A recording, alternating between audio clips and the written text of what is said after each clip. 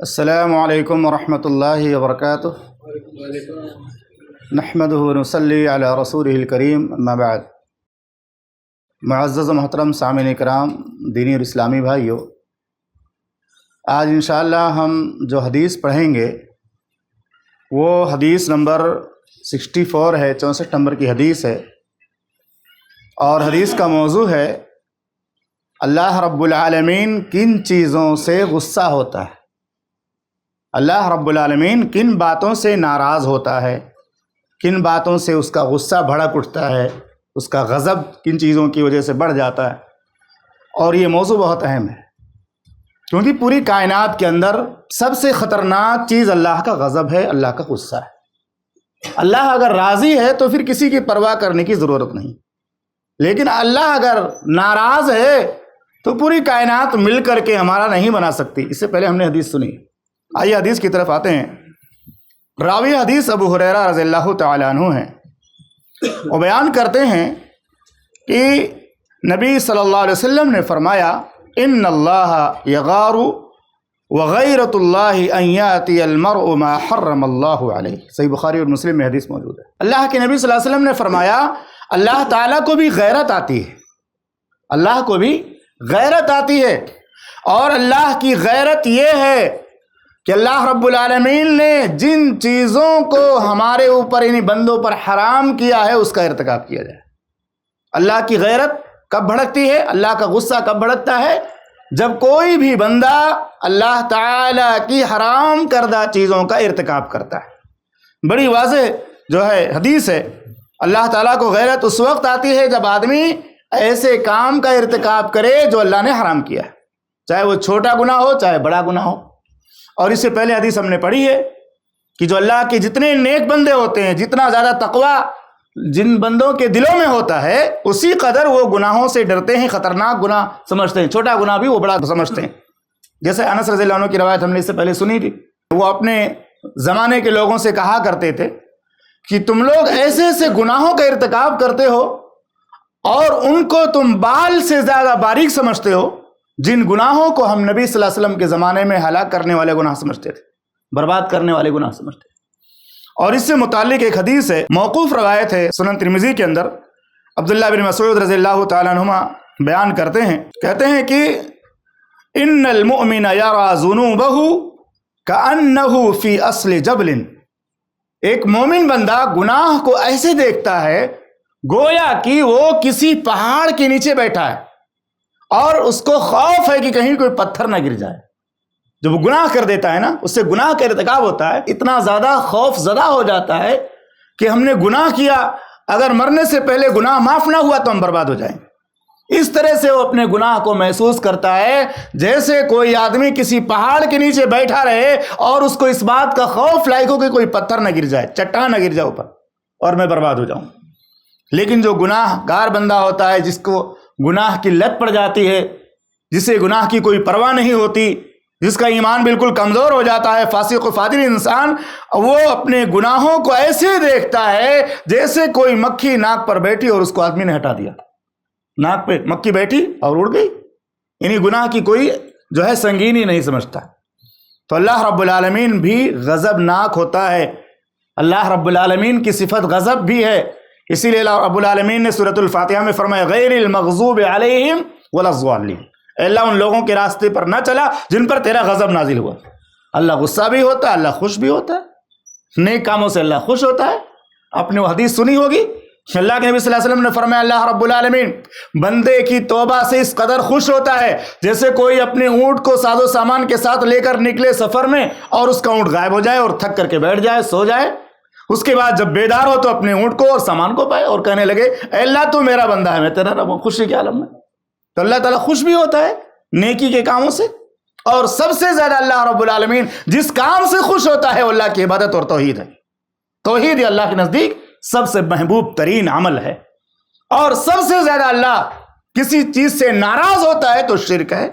اسی لیے اللہ رب العالمین نے فرمایا قرآن میں ان الشرک لظلم عظیم، شرک سب سے بڑا ظلم ہے، شرک پر مرنے والا اسی لیے کبھی جہنم سے نکالا نہیں جائے گا۔ یہ بات بھی یاد رکھیں کہ اللہ کی رحمت اس کے غضب پر غالب ہے، اللہ کی رحمت اس کے غضب پر غالب ہے. صحیح بخاری کی روایت حدیث قدسی کے اندر اللہ رب العالمین نے فرمایا. اور یہ بات بھی یاد رکھیں, اللہ رب العالمین نے الف لام میم تنزیل السجدہ میں فرمایا انا من المجرمین منتقمون.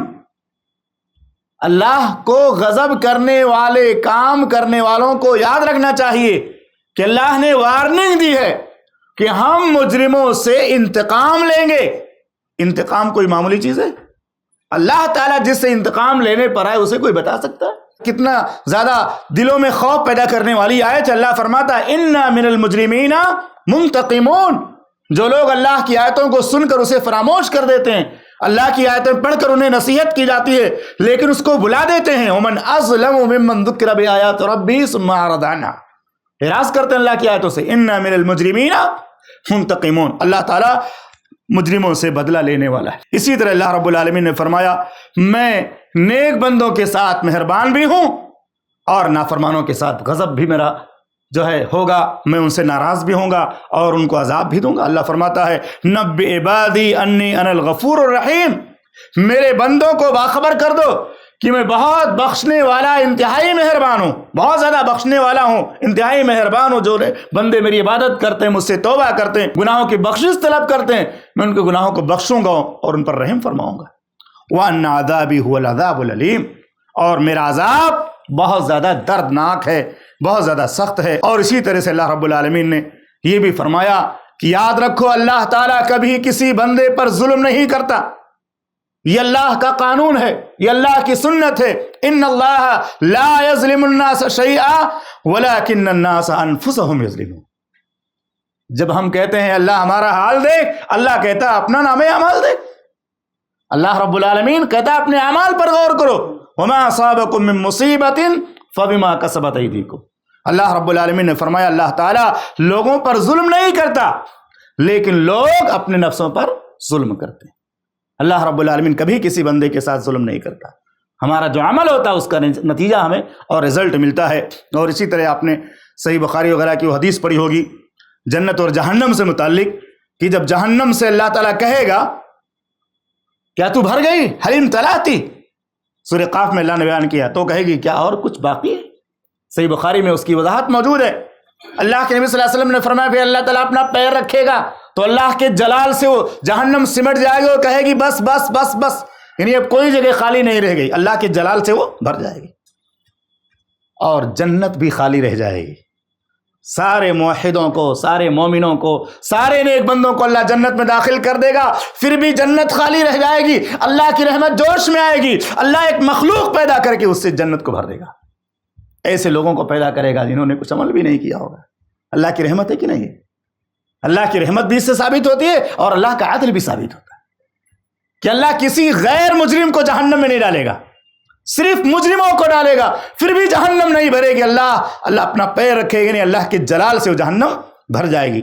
پیر رکھنے کا مطلب ہے کہ اللہ تعالیٰ کے جلال سے وہ خوف زدہ ہو جائے گی اور کہے گی قط قط قط, بہت ہو گیا, بہت ہو گیا, بس ہو گیا, بس ہو گیا. تو یہ ہمیشہ اصول یاد رکھیں کہ اللہ تعالیٰ کبھی کسی بندے کو بغیر جرم کے, بغیر گناہ کے, بغیر خطا کے جہنم میں نہیں ڈالے گا. جو لوگ جائیں گے اپنے گناہوں کی وجہ سے جائیں گے اور جنت اللہ کی رحمت سے ملے گی. محمد رسول اللہ صلی اللہ علیہ وسلم نے فرمایا کہ کوئی بھی شخص محض اپنی نیکیوں اور اچھے اعمال کی وجہ سے جنت میں نہیں جا سکتا جب تک اللہ کی رحمت شامل حال نہ ہو جائے. اللہ کے نبی صلی اللہ علیہ وسلم سے پوچھا گیا کیا آپ کے ساتھ بھی ایسا معاملہ ہے؟ کہا ہاں, اللہ یہ کہ اللہ تعالیٰ اپنی رحمت سے مجھے ڈھانپ لے.